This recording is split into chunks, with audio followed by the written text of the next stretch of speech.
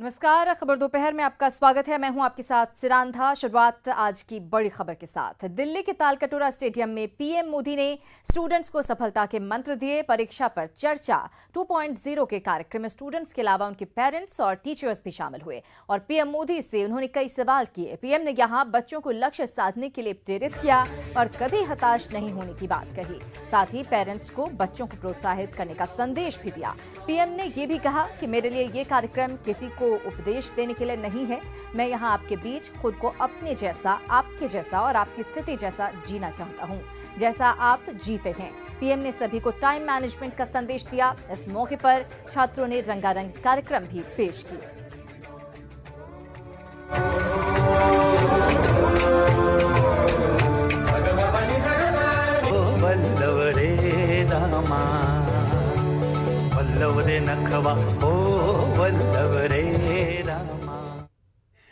ये कार्यक्रम किसी को उपदेश देने के लिए नहीं है। न मुझे अभिभावकों को कोई उपदेश देना है, न टीचर्स को कोई उपदेश देना है और न ही विद्यार्थियों को देना है। मैं यहाँ आपके बीच खुद को अपने जैसा, आपके जैसा, आपकी स्थिति मनस्थिति वाला कुछ पल मैं जीना चाहता हूं, जैसे आप जीते हैं। इसके साथ ही पीएम मोदी ने प्रोग्राम में आए स्टूडेंट्स को जिंदगी का मतलब समझाया और कसौटी के बारे में भी बताया। परीक्षा का महत्व तो है, उसका इनकार नहीं कर सकते। और मैं ये तो नहीं कह सकता हूं अरे परवाह मत करो यार, जो होगा सो होगा, देखा जाएगा। ऐसा तो नहीं कह सकता। लेकिन क्या ये परीक्षा जिंदगी की परीक्षा है क्या, कि उस क्लास की परीक्षा है? अगर हम अपने आप को कसौटी के तराजू पर झोंकेंगे नहीं तो जिंदगी में ठहराव आ जाएगा, और ठहराव जिंदगी नहीं हो सकती। जिंदगी का मतलब ही होता है गति, जिंदगी का मतलब ही होता है सपने, जिंदगी का मतलब ही होता है जी जान से उसको अचीव करने के लिए लगे रहना, वरना उस जिंदगी का मतलब है। और प्रधानमंत्री नरेंद्र मोदी ने इस कार्यक्रम में लक्ष्य और टाइम मैनेजमेंट को लेकर भी छात्रों को टिप्स दिए। अपने माँ बाप के सपनों के संदर्भ में नहीं, अपने टीचर के सपनों के संदर्भ में नहीं, आपके प्रधानमंत्री के भाषण के संदर्भ में नहीं, खुद के संदर्भ में। मैंने जो तय किया था पहले, क्या हुआ उसका, उससे आपको पता चलेगा हाँ मैं इतना तो कर सकता हूं। तो तय करो, यहां नहीं रुकना है, 5 कदम और जाना है। लक्ष्य अपने सामर्थ्य के साथ जुड़ा हुआ होना चाहिए। और 125 करोड़ देशवासी मेरे परिवार है, तो मैं थकान महसूस नहीं करता हूं। हर पल मैं सोचता हूं, रात को जब बिस्तर पे जाता हूं तो सुबह का सोच करके जाता हूं, दिन भर कितना किया नहीं किया बात की बात है, कल सुबह नए उत्साह से निकल पड़ूंगा। टाइम मैनेजमेंट ये हमारे अपने हाथ की बात होती है, हम इसको बड़ी आसानी से कर सकते हैं। और इसके लिए कोई बड़े MBA, बहुत बड़ी कोई ऑक्सफोर्ड की किताब पढ़ना कोई जरूरी नहीं है। आप सिंपली अपने यहां घर काम के लिए आने वाली महिला को जरा। खबरों में आगे बढ़ेंगे। पूर्व प्रधानमंत्री अटल बिहारी वाजपेयी के विश्वस्त सलाहकार और करगिल युद्ध के दौरान देश के रक्षा मंत्री रहे जॉर्ज फर्नांडिस नहीं रहे। जॉर्ज पिछले कुछ दिनों से बीमार चल रहे थे। उन्होंने दिल्ली के मैक्स हॉस्पिटल में अंतिम सांस ली। आइए देखते हैं कैसा रहा जॉर्ज फर्नांडिस का जीवन सफर।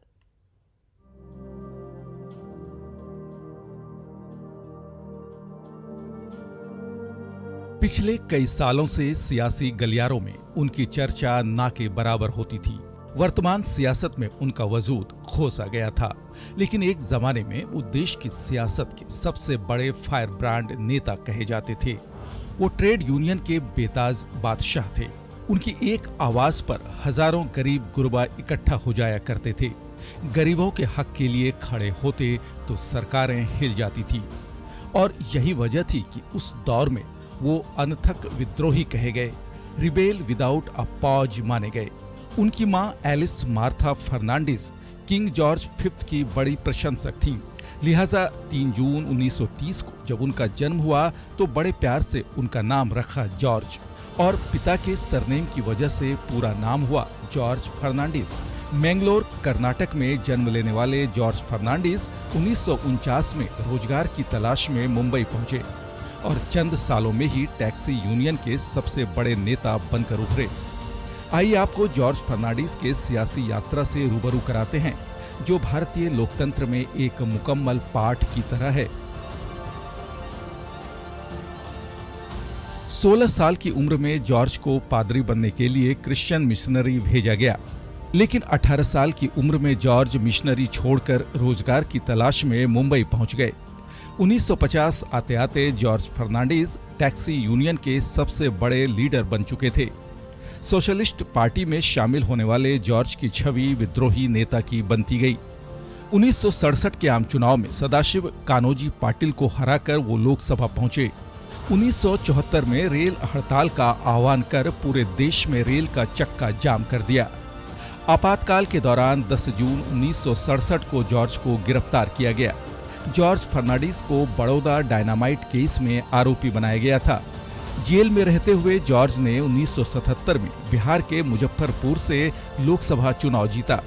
1977 में soft drink company Coca Cola का जॉर्ज ने भारत में डब्बा बंद करा दिया। सोशलिस्ट पार्टी के बाद जनता पार्टी छोड़ने वाले जॉर्ज ने समता पार्टी का गठन किया। 9 बार लोकसभा चुनाव जीतने वाले जॉर्ज 3 बार उद्योग, रेल और रक्षा मंत्री बने। जॉर्ज फर्नांडीज के रक्षा मंत्री रहते भारत ने दूसरी बार परमाणु परीक्षण किया। करगिल युद्ध में भारत ने जब पाक को धूल चटाई तो जॉर्ज फर्नांडीज ही रक्षा मंत्री थे। रक्षा मंत्री रहते जॉर्ज फर्नांडीज ने सियाचिन ग्लेशियर का 18 बार दौरा किया। रेल मंत्री रहते जॉर्ज फर्नांडीज ने कोंकण रेलवे प्रोजेक्ट को पूरा कराया। 9 भाषाओं और राजनीति में गजब की पकड़ रखने वाले जॉर्ज फर्नांडीज का विवादों से भी नाता रहा। मोरारजी देसाई की सरकार गिराने के आरोप भी जॉर्ज पर ही लगे। बीमारी की वजह से पार्टी से दूर गए और करीबी लोगों से साथ छूट गया। लेकिन तमाम विवादों के बाद भी जॉर्ज फर्नांडीज उस चैप्टर की तरह हैं जिसके बिना भारत की सियासी किताब मुकम्मल नहीं होती। Bureau report, news 18 network. तो देश के पूर्व रक्षा मंत्री नहीं रहे और इसके बाद राजनीतिक गलियारे में शोक की लहर है। प्रधानमंत्री नरेंद्र मोदी ने पूर्व रक्षा मंत्री जॉर्ज फर्नांडीज को श्रद्धांजलि दी। पीएम ने कहा कि वो एक जुझारू नेता थे, पूरे भारत में रचे बसे थे जॉर्ज साहब। जॉर्ज फर्नांडीज ने लोकतंत्र की स्थापना के लिए बहुत संघर्ष किया था। आज सुबह ही हमारे देश के पूर्व रक्षा मंत्री श्रीमान जॉर्ज फर्नांडीज,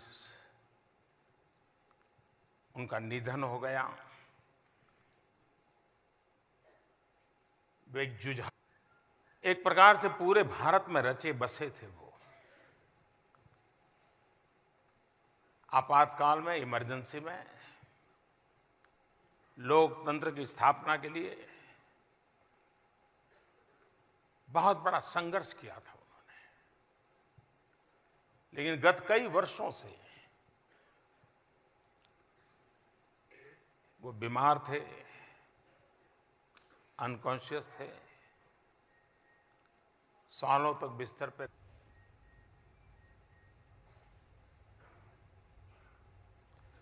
जॉर्ज साहब को श्रद्धासुमन अर्पित करता हूं। और सीएम नीतीश कुमार पूर्व रक्षा मंत्री जॉर्ज फर्नांडीज को याद कर काफी भावुक हो गए। जेडीयू ऑफिस में श्रद्धांजलि देने पहुंचे सीएम ने जॉर्ज साहब से जुड़े कई अनुभव साझा किए। सीएम ने कहा कि राजनीति में उनका बड़ा योगदान है।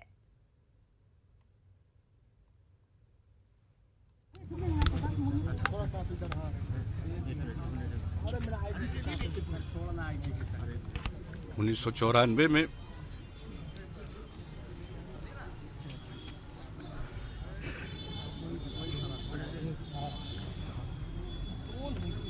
उन्हीं के नेतृत्व में नई पार्टी बनी और उनके नेतृत्व और मार्गदर्शन में जो कुछ भी सीखने का अवसर मिला और आज जो कुछ भी लोगों की सेवा के लिए करने की कोशिश करते हैं तो इसमें उनका मार्गदर्शन हम सब लोगों के लिए बहुत ही महत्वपूर्ण है। तो सीएम नीतीश कुमार जॉर्ज फर्नांडिस साहब को याद करते हुए भावुक हो गए। जाहिर है बहुत लंबे वक्त तक दोनों ने साथ में काम किया था। इधर राज्यसभा के उपसभापति हरिवंश जी ने जॉर्ज फर्नांडिस के निधन पर शोक जताया है। उन्होंने जॉर्ज को बहुआयामी व्यक्तित्व का धनी बताया। साथ ही वैचारिक राजनीति को धरातल पर उतारने में जॉर्ज फर्नांडिस के योगदान को प्रेरणादायक करार दिया।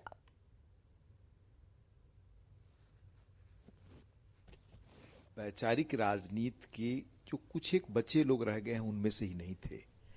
समाजवादी विचारधारा, मजदूर यूनियन के रूप में, मजदूर यूनियन के नेता के रूप में, प्रखर संपादक के रूप में और लगातार वैचारिक राजनीति को जीवन में अपनाने और उसको धरातल पर उतारने के लिए जो काम उन्होंने किया वह स्मृति हमेशा देश को प्रेरणा देती रहेगी। जार साहब एक अनवरत संग्राम और संघर्ष की दास्तान है। देश का कोई कोना नहीं है, कोई हिस्सा नहीं है जिसमें जुल्म और अन्याय के खिलाफ लड़ते हुए जॉर्ज फर्नांडिस नहीं मिलेंगे आपको। अनवरत संघर्ष की दास्तान जो है वो उसका नाम जॉर्ज फर्नांडिस है। बहुत ही दुखद है। वो देश के सर्वमान्य नेता थे, समाजवादी आंदोलन के बहुत बड़े नेता थे और बिहार के लिए तो उन्होंने बहुत कुछ किया। बिहार हमेशा उनको याद करेगा। दुख की इस क्षण में हम अपनी संवेदना व्यक्त करते हैं और बहुत मुश्किल से ऐसे नेता पैदा होते हैं। अपूरणीय क्षति है देश के लिए। हम सबको ये गम बर्दाश्त करने की शक्ति ईश्वर दे, यही कर सकते। तो राजनीतिक गलियारे में शोक की लहर है जॉर्ज फर्नांडिस के निधन से। बहरहाल आपको सीधे ओडिशा के कटक लिए चलते हैं जहां पर बीजेपी के राष्ट्रीय अध्यक्ष अमित शाह बोल रहे हैं। जिला निधि डीएमएफ 4000 करोड़ कुल मिलाकर 5,13,000 करोड़ रुपया नरेंद्र मोदी सरकार ने ओडिशा के विकास के लिए दिया है। मैं पूछना चाहता हूं कार्यकर्ता भाइयों बहनों, ये 5,13,000 करोड़ रुपया गांव तक पहुंचा है क्या? जरा जोर से बोलिए, पहुंचा है? आपके गांव में 24 घंटा बिजली आई है?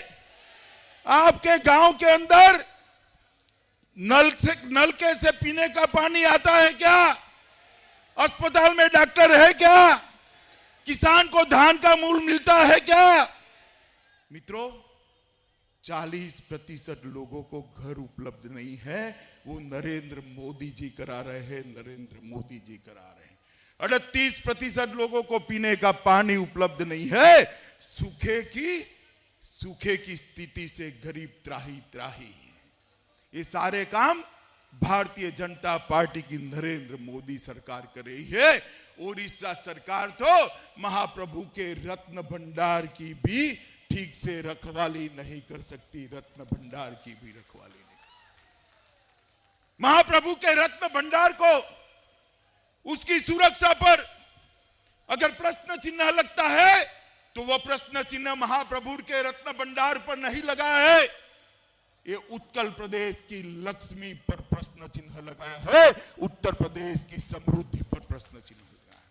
मित्रों, भारतीय जनता पार्टी पूरे देश भर के अंदर मोदी जी के नेतृत्व में चुनाव लड़ने जा रही। हमारे साथ 26 से ज्यादा एनडीए के दल है जो मोदी जी के साथ चट्टान की तरह, और दूसरी ओर एक गठबंधन है, एक ढकोसला बनाया है। कांग्रेस के नेतृत्व में सारे दल इकट्ठा होते हैं जिनका नेता भी तय नहीं है,